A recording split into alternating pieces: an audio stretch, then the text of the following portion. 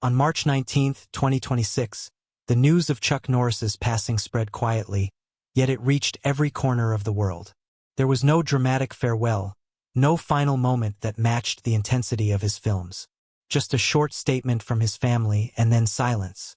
For a man long seen as unstoppable, the stillness of his departure felt almost unreal. For decades, Chuck Norris existed somewhere between reality and myth.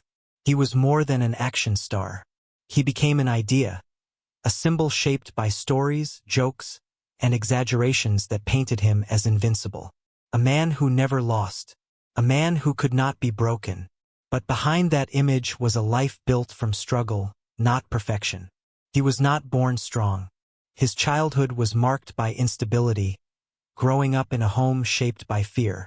His father battled alcoholism and anger, leaving behind a household filled with tension.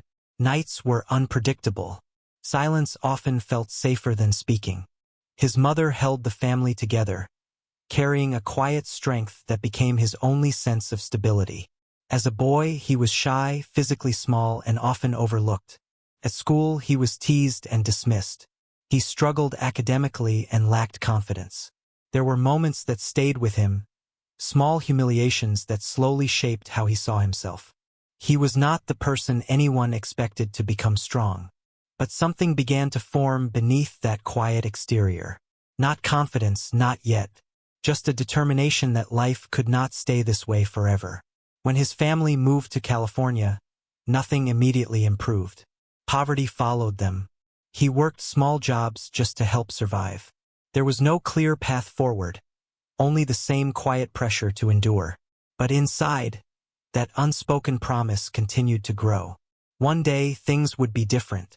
That turning point came when he joined the United States Air Force in 1958. Stationed in South Korea, he stepped into a world completely unfamiliar to him.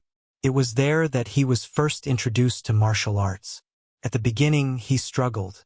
He was defeated easily, reminded once again of the same weakness he had carried since childhood. But this time, he did not step back. He trained relentlessly. Long days of duty were followed by long nights of practice. Every movement became a way to rebuild himself. Slowly, something changed. Not just his physical strength, but the way he carried himself. For the first time, he felt control over his fear. When he returned to the United States, he carried that discipline with him. He opened a small martial arts school while working a regular job to support his family. The early days were difficult. Few students, little income, constant pressure to give up. But he didn't. He entered competitions and faced repeated losses. Opponents defeated him again and again. To others, he looked like someone who simply wasn't good enough. But each loss became a lesson. He studied himself, refined his technique, and returned stronger. Then, everything changed.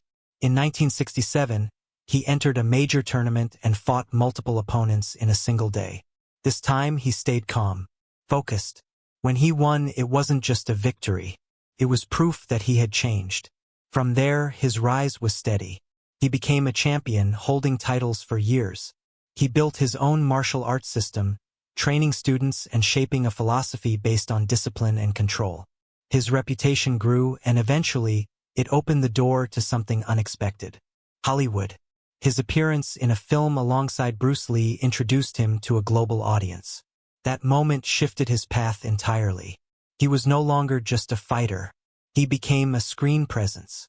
At first, the roles were small, but gradually he built his own identity. By the late 1970s and into the 1980s, he became a recognizable figure in action cinema. His characters were direct, controlled, and unwavering. He didn't rely on complexity. He represented something simple and powerful. Strength with purpose. Films turned him into a symbol. A man who stood against chaos, who fought for justice, who never backed down. Television expanded that image even further, bringing him into homes across the world. But while audiences saw a hero, his private life carried a different weight. The loss of his younger brother during the Vietnam War left a permanent mark on him. It was not something he spoke about often, but it shaped how he viewed life. Every role involving war carried a deeper meaning. It was no longer just acting. It was memory. Years later, losing a close friend reinforced that same reality. Strength did not make anyone untouchable. No matter how powerful someone appeared, life could still take everything away. In his personal life, relationships faced their own challenges. His first marriage began with hope but slowly fractured under the pressure of career and distance. Fame created gaps that could not be easily repaired. After decades together, the marriage ended, leaving behind regret he openly acknowledged. Later, he found a different kind of connection, a quieter relationship built not on ambition, but understanding. With his second marriage came a chance to rebuild something more stable. He stepped back from the intensity of his career, choosing to focus more on family. For a time, that life felt complete. But once again, life shifted. When his wife became seriously ill after a medical procedure, everything changed. The man who had spent years portraying strength on screen faced something he could not fight in the same way. He stepped away from work completely, dedicating himself to her care. Days became routines of hospitals, treatments, and uncertainty. The fight was no longer physical.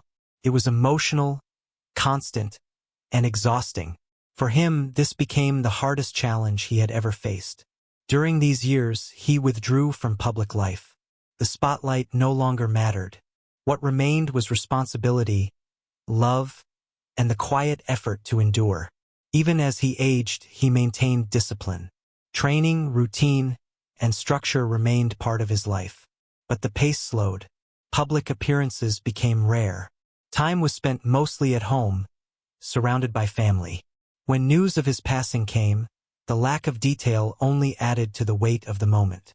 No clear explanation, no final statement beyond confirmation. It felt incomplete, as if the story had ended without a final chapter. Reactions around the world reflected something deeper than shock. People were not just remembering an actor. They were confronting the end of an idea they had believed in for decades. The man who never lost had reached the same ending as everyone else. And yet, what he left behind was not just the image of strength. It was the journey that created it. A life that began in fear and uncertainty, shaped through discipline, failure, and persistence. He was never truly invincible. He became strong by refusing to remain weak. That is what endures. Not the myth, not the exaggerations, but the reality of a man who spent his entire life building himself into someone he once needed. And in the end, that may be the reason his story continues to matter.